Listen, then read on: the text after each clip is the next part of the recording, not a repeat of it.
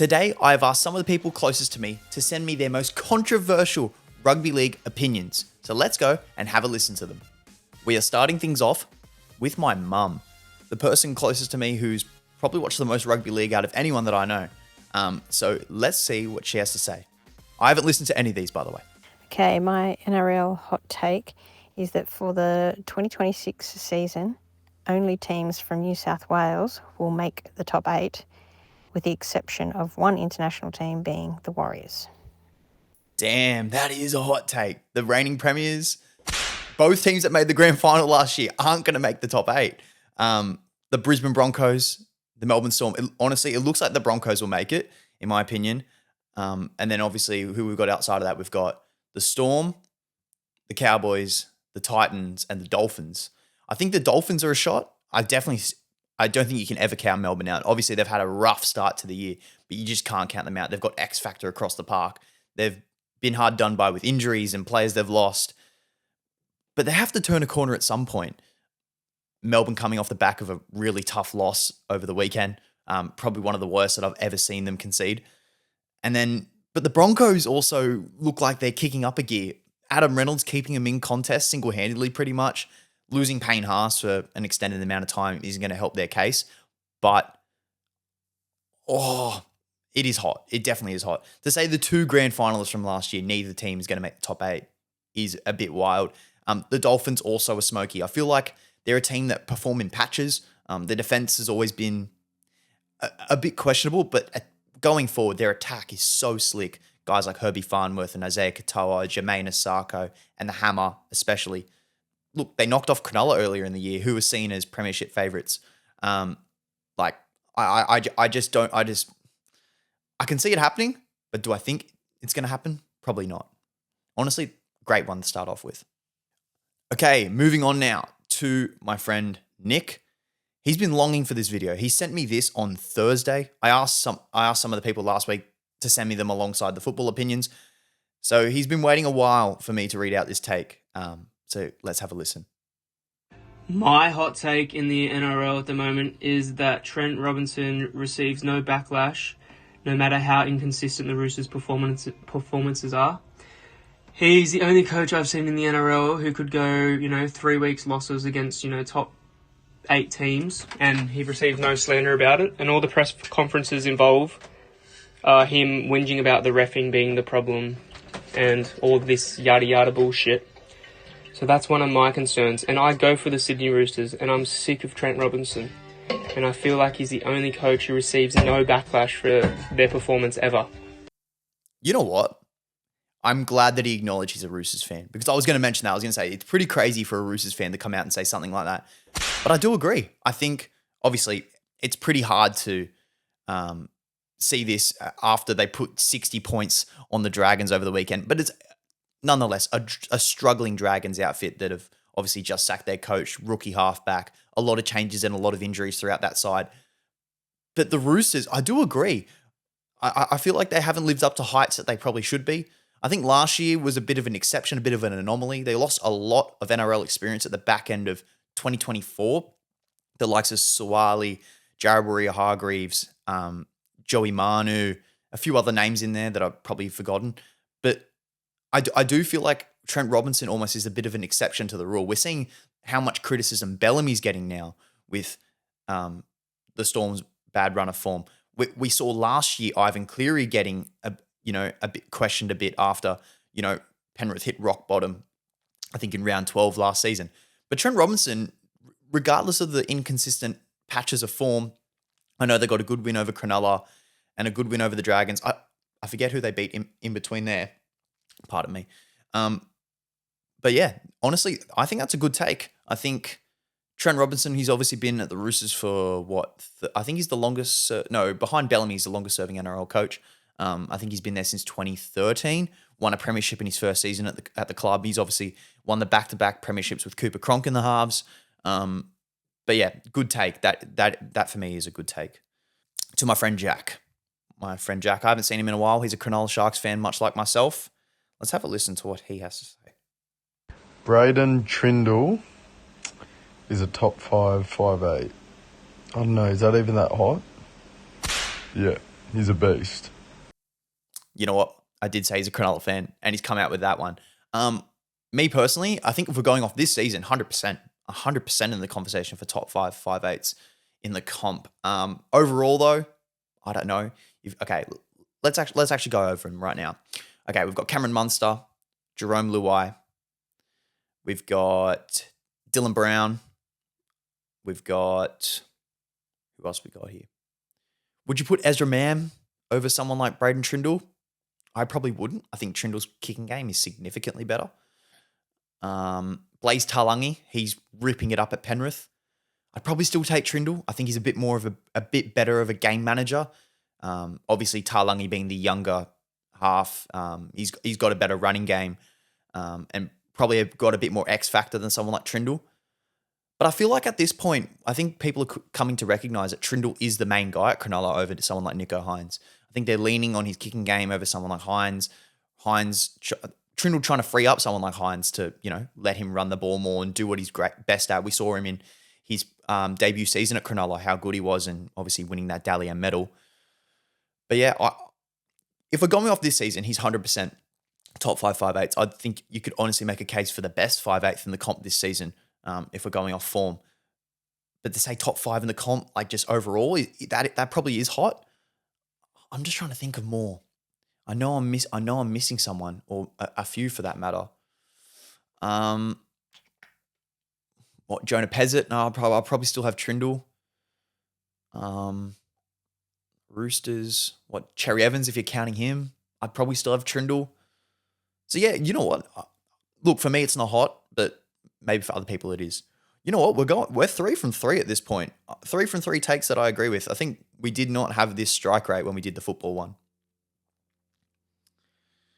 Okay, we move on to Harry Duff. He's been on the show before. We did an NRL podcast maybe a month or two ago, giving some of our preseason predictions and stuff. Let's have a listen to what he had to say. Hot take, I think Munster doesn't play Origin and Ezra Mam or Didden gets picked over him. Interesting.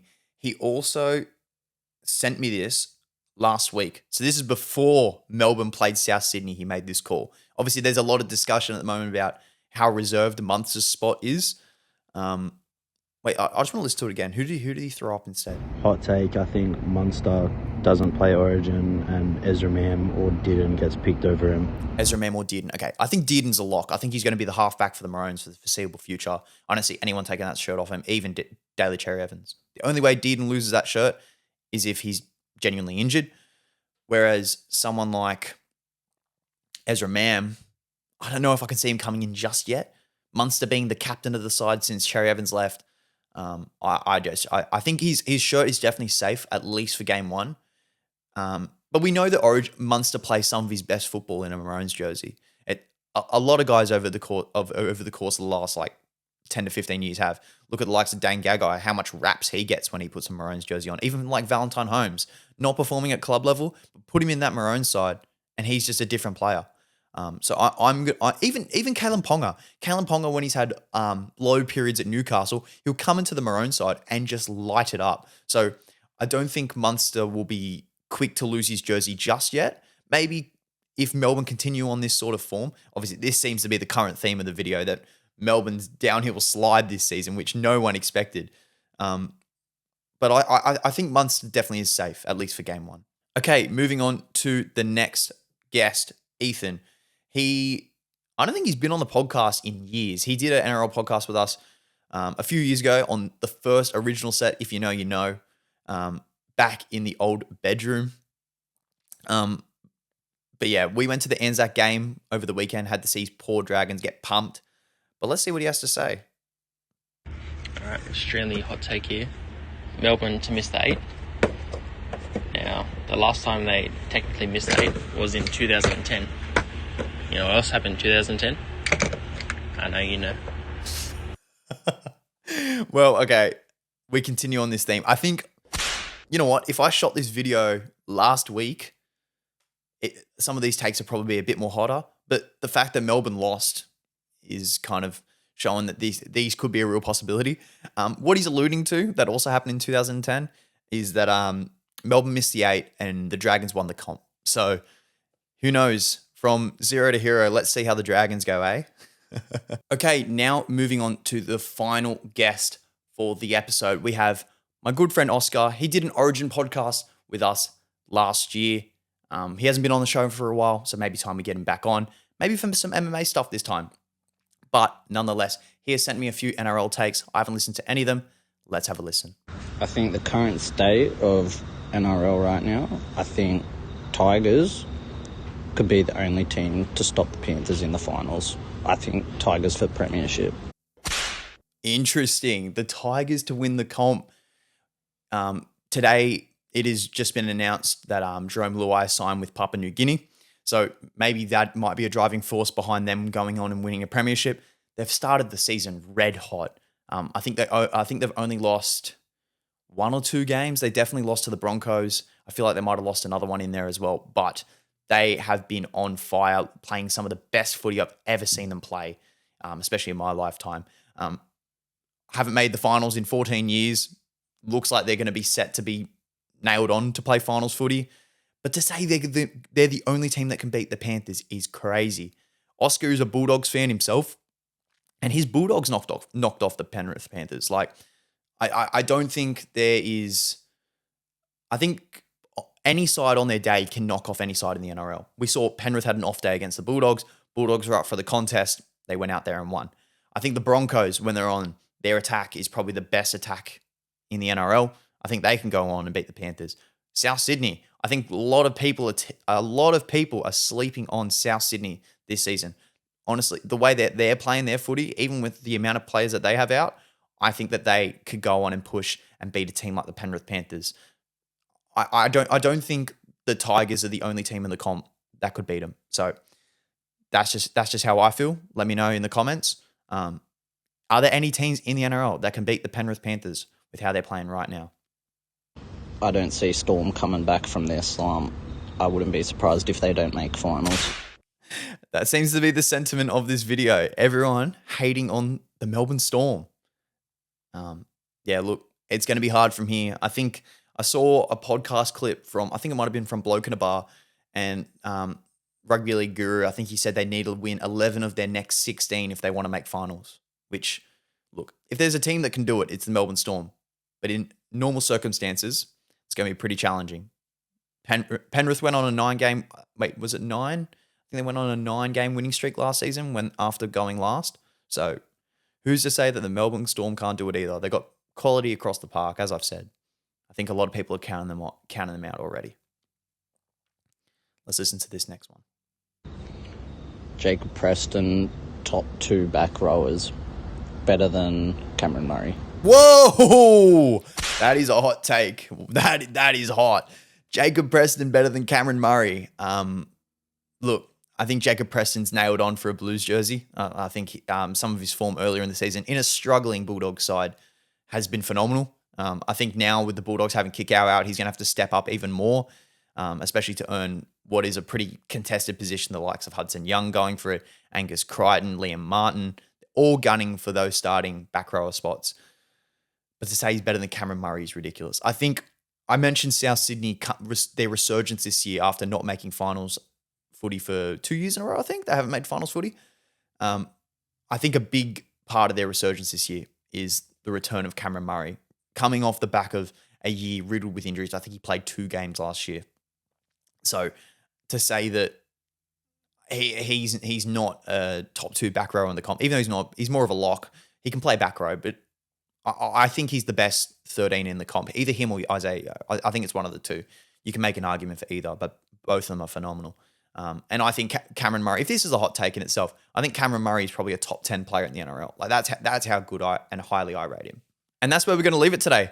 Let me know how many of these takes you agree with. Let me know if you want to see an MMA version of this video.